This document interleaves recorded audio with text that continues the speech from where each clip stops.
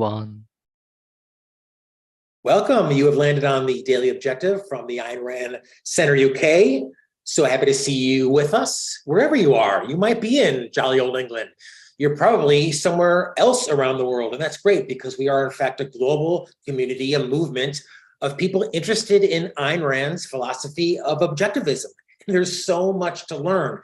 If you're one of those who thinks, oh, I know Ayn Rand, selfishness or capitalism, you really don't know the first thing. And that's part of what we're doing here every day, literally Monday through Friday, with the world's biggest network, history's biggest network of daily programming inspired by objectivism. And we're getting the views as well, some really major views, especially in the last couple of years, months with the new year, and great super chats as well. So we need it. We need that support to keep us on the air with original programming like we have for you today. So join us on the super chat. I already see Robin and so many else filing in. Robin is one of our YouTube members. So I think for something like £5 a month, you're able to get access to special content, VIP content, one-on-ones with people like James Valiant, Dr. Peikoff, Don Watkins, Harry Binswanger, all of the great talents that we bring you here at the Ayn Rand Center UK. And I'll just quickly mention as well, in-person events as well. We're going to be starting a series of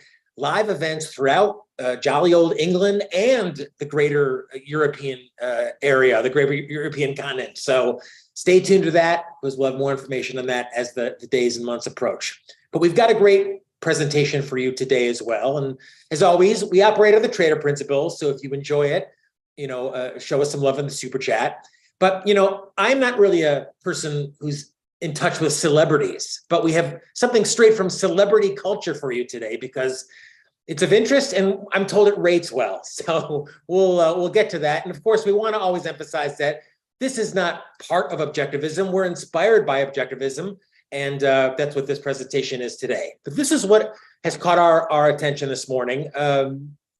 This is a headline out of the National Review and several other sources that Barbados, the island of Barbados, is eyeing actor Benedict Cumberbatch for reparations, for reparation payments. This is January 3rd, 2023. The Caribbean country of Barbados is considering demanding reparations from the descendants of former plantation owners, including star actor Benedict Cumberbatch and his family. Now, this is pretty surprising story here. I mean, it's not as if Benedict Cumberbatch went to Barbados and stole the towels from the resort and they want the money back, or he ruined something when he was there and they want him to pay. This is for something that his ancestors supposedly did hundreds and hundreds of years ago. And the first thing I thought of was Ms. Rand's quote from Galt's speech. This is from Atlas Shrugged and reprinted in the New Intellectual. A sin without volition is a slap at morality and an insolent contradiction in terms. That which is outside the possibility of choice is outside the province of morality. If man is evil by birth, he has no will, no power to change it. If he has no will, he can be neither good nor evil. A robot is immoral. To hold as man's sin a fact not open to his choice is a mockery of morality.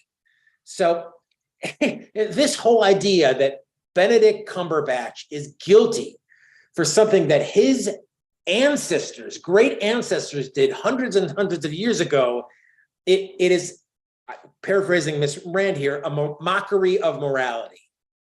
Let's go back to the article. Now, Cumberbatch's seventh great-grandfather, purchased a plantation in Barbados in 1728 that held roughly 250 slaves until the practice was abolished a century later. Following the Slavery Abolition Act of 1833, the Cumberbatch family was compensated with a sum now estimated to be $1 million or roughly $1.2 million. But let's just point this out, that they're going after Benedict. Now, I have to say, as I said, I don't follow stars and stuff, but I didn't really know who Benedict Cumberbatch was. I'm told he's a great actor. I'm sure he's a great actor. But they're going after this man for something that his seventh great-grandfather did almost 300 years ago. They're going after him now. I mean, on its face, it is so unbelievably ludicrous. It's insulting. And again, for Ms. Rand's point, it's like a mockery of what justice is.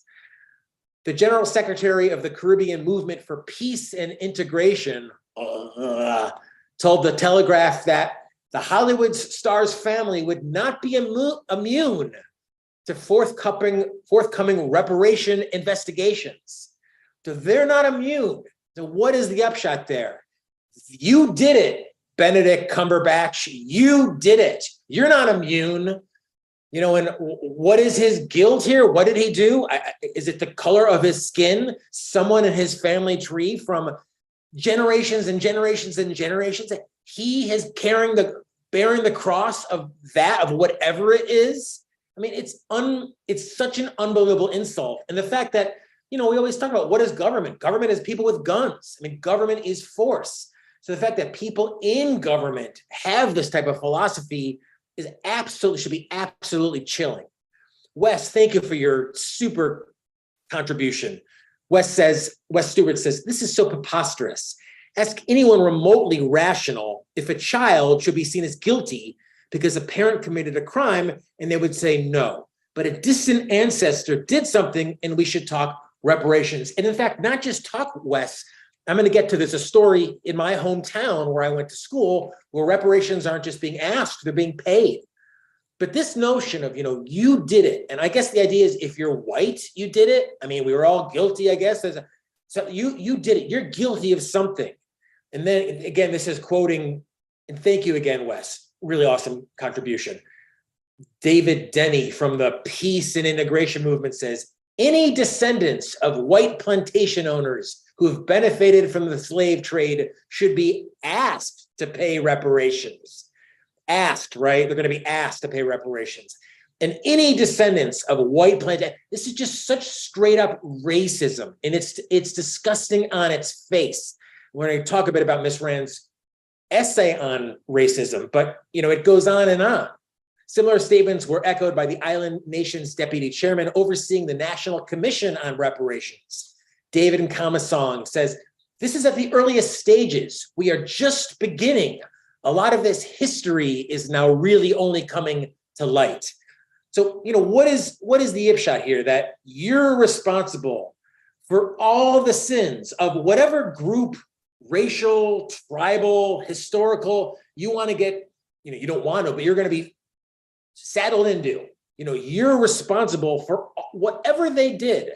You know, it is such tribalism. And, you know, I refer you to our friend Nikos Sipirakopoulos' book on tribalism, and he gets this, I think, better than any writer, contemporary writer today. But this is the upshot, that you're responsible for all the sins of your racial ancestors.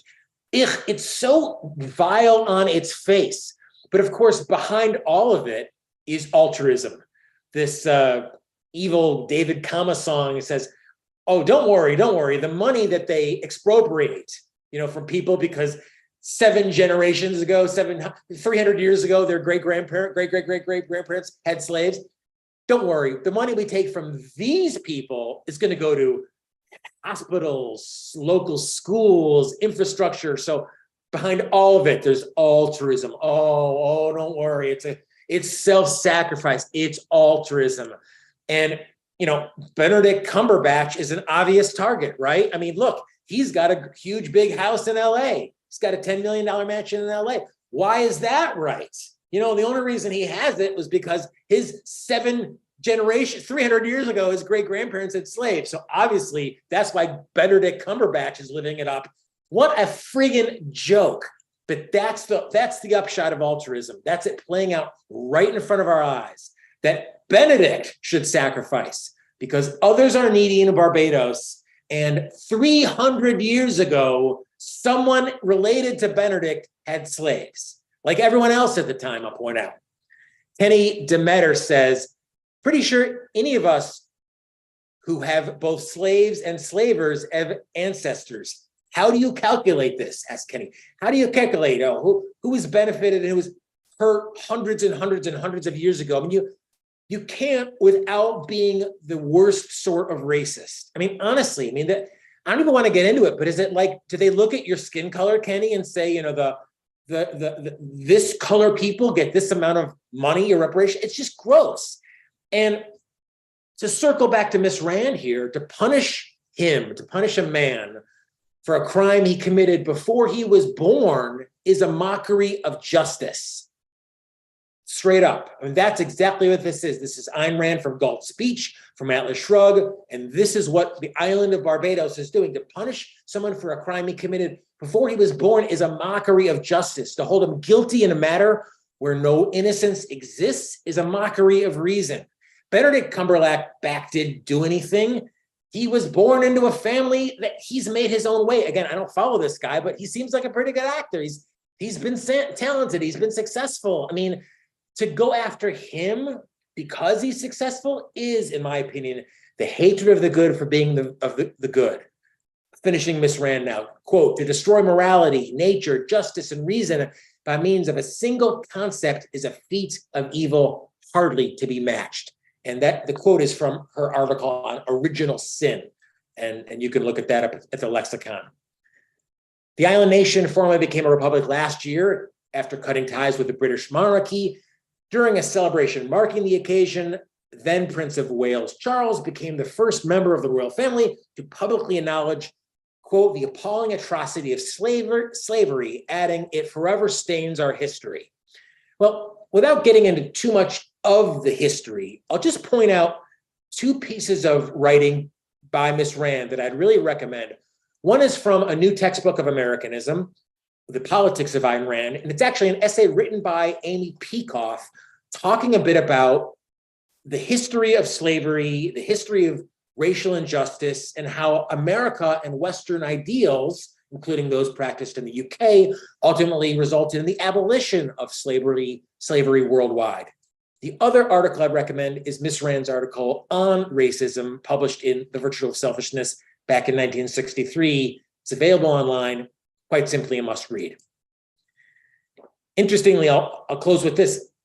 Benedict had been reportedly warned earlier in life by his mother, actress Wanda Venham, against using the name Cumberbatch so as not to call the attention to his family's past ties of slavery. Oh, I don't know. Maybe he thought that something that happened 300 years ago wouldn't necessarily drag on him. I mean, it's not like his name is Benedict Adolf Hitler. I mean, this is something that happened on, and for them to go after him is such an insult to justice. But as I alluded to, this is really on the rise now. This racial reparations is something that's getting a lot of oxygen. I went to school in a town called Evanston, Illinois. It has now become the first US city to issue slavery reparations. And of course, the headline is that experts say it's a noble start. You know, experts say it could just be the beginning. And I think that's what's so disconcerting now. We always talk about it's philosophy, it's morality, it's ideas that move a culture, and this idea of the need to have reparations for something that happened hundreds of years ago. A, that you had nothing to do with, and B, based on something that is ugly and trivial as the color of your skin. It just lets us know, I think, that we have so much work to do as a culture and as supporters of Ayn Rand's philosophy of objectivism.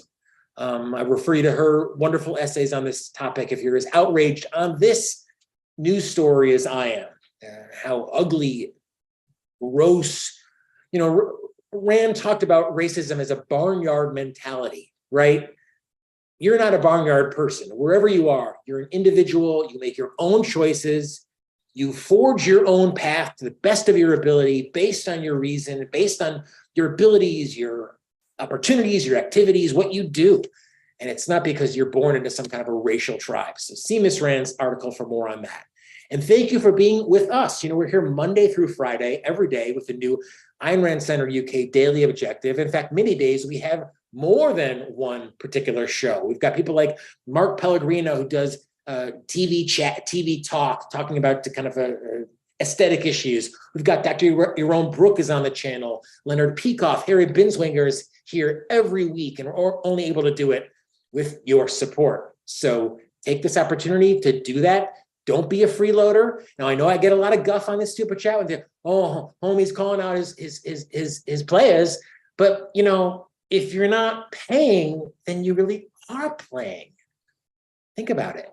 So don't miss tomorrow's TDO. We've got Israel's new government with Rucka Ali, Razi, and Boaz. Boaz is in Israel. So we're bringing you truly this global community of people interested in objectivism at any and all levels. We welcome you to be part of our conversation and our community. So we'll see you here tomorrow, the Daily Objective, same time, 6 p.m. UK, 12 p.m. Eastern.